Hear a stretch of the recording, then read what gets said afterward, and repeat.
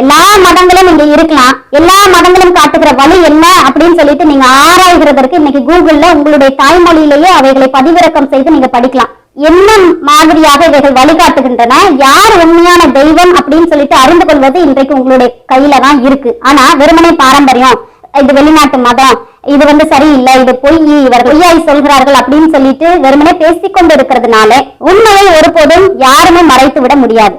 சில நேரம் நம்ம ஏதாவது ஒரு பயணம் போகிறோம் அப்படின்னு சொல்லிட்டு வைத்துக் கொள்ளுங்களேன், இது ரொம்ப இயற்கையாக நடக்கிற ஒரு விஷயம். ட்ரெயின்ல எல்லாம் சில நேரம் என்ன பண்ணிடுவோம், மாத்தி ஏறிடுவோம். நம்ம போக வேண்டிய ட்ரெயினுக்கு பதிலாக அது அங்கிருந்து தான் வந்திருக்கும். அது மாதிரி வேற எங்கேயாவது போகிற ட்ரெயினா இருக்கும், அதுல ஏறி உட்காந்துருவோம்.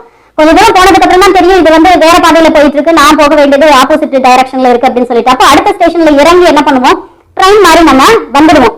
ஆனாலும் நேரம் விரையும், கொஞ்சம் அலைச்சல், பணம் விரையும், சோ இதெல்லாமே இருக்கத்தான் செய்யும். ஆனா நம்ம இது போயிட்டு இருக்கோம் பாருங்க, ஒரு பயணம், இது ஒன் வே. நீங்க திரும்பி எல்லாம் வர முடியாது. திரும்பி வந்து, அதாவது எந்த மனுஷனும் செத்து போனதற்கு அப்புறமாக திரும்ப வந்து ஐயோ நான் போன வழி சரி கிடையாது, எனக்கு கொண்டு போய் நரகத்துல போட்டாங்க, நான் திரும்ப சரியான ஒரு வாழ்க்கை வாழ்ந்து நான் சொர்க்கத்துக்கு போகணும் அப்படின்லாம் நீங்க சொல்ல முடியாது. உங்களுக்கு கொடுக்கப்பட்டிருக்கிறது ஒரே ஒரு சான்ஸ், ஒரே ஒரு வாழ்க்கை.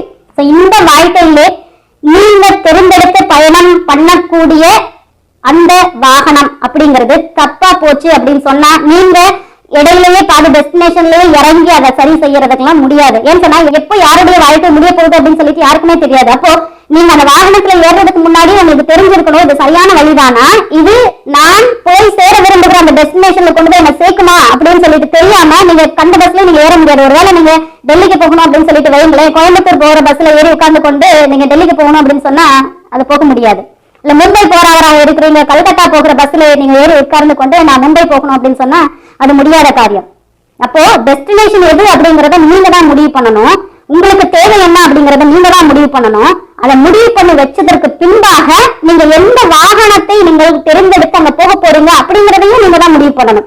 சில நேரம் ஒருவேளை நான் லண்டன் போகணும்னு விரும்புறேன்னு வைங்களேன், நான் போய் ஏதாவது ஒரு பஸ்ல ஏறி உட்கார்ந்து கொண்டு லண்டன் போகணும் அப்படின்னு சொன்னா கண்டிப்பாக அது என்னை லண்டன்ல கொண்டு போய் சேர்க்காது. நான் என்ன பண்ணணும், லண்டன் போகிறதற்கு வசதி வாய்ப்பு உள்ள ஏதாவது ஒரு விமானத்திலே நான் போய் ஏறணும். அப்படி இல்லைன்னு சொன்னா கப்பலிலே பிரயாணம் பண்ணணும்.